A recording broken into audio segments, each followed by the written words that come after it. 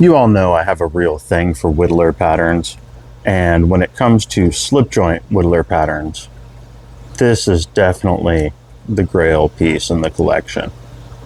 This is a wedged backspring whittler pattern by Hiroaki Ohta.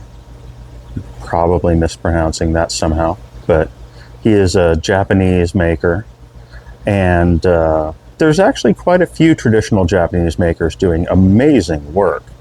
But the reason that I had to go to a Japanese maker is because I had this crazy dream of having a whittler pattern done in a really, really premium modern steel. And if I catch the light right, you can kind of see it on the side of the blade.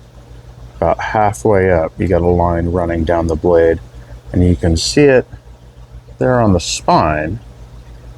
This is a laminated blade steel, and it is ZDP-189. That was the crazy steel that I really, really wanted in a traditional pattern as my ultimate whittler. I have a real thing for ZDP-189. If you're not familiar with it, it is a steel that can be run at incredibly high hardness. Typically it's run at about 67 Rockwell, which is really, really high. This one is a laminate with, I believe it's a ZDP core with a 420 cladding. And yeah, this thing takes an absolutely insane edge.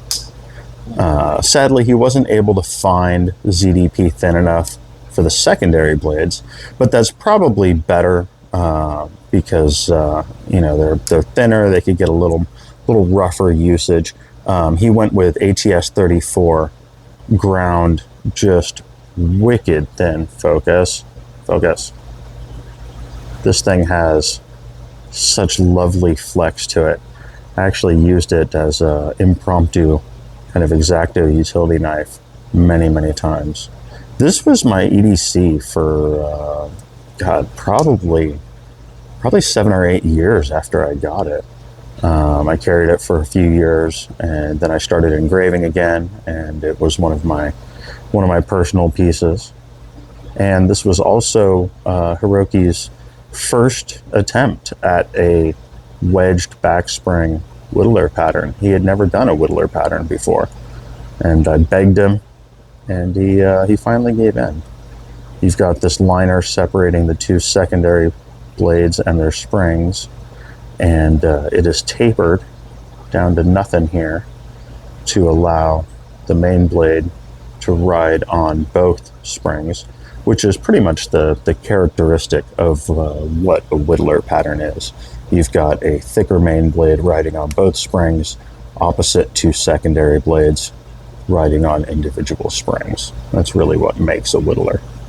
This is done with some amazing desert ironwood. It's darkened a lot since I originally got it. I've sanded it out and polished it, but ironwood's it's always going to darken up. But when it has darkened up and the grain is just slightly come to the surface, this crazy tight figuring on it almost looks like a Damascus. It's wild. Yeah, this is a really, really cool piece. Like I said, this is pretty much the grail slip joint whittler in the collection. Obviously, my grail whittler is the lockback Ridian DA that's in my pocket right now. But yeah, if you're looking for a relatively affordable modern steel slip joint maker, definitely check out the Japanese makers like Hiroaki. I think I paid around $750 for this, maybe $800 about 10 years ago. I don't know what his current prices are or what his booking times are. I think it was about 6-7 months when I booked my spot back then. But I have no idea what he's at now, but I'm sure he's worth every penny. Amazing fit and finish, and this thing has not been babied at all, and it has held up incredibly well. just really spot on walk and talk. You definitely could do a whole lot worse for the money. He does just great work. So yeah, been a little while since I had this one out. Figured I'd give it some love, let you guys check it out. Hope you all enjoyed it, and hope you all have a good Sunday, and I will catch you all tomorrow.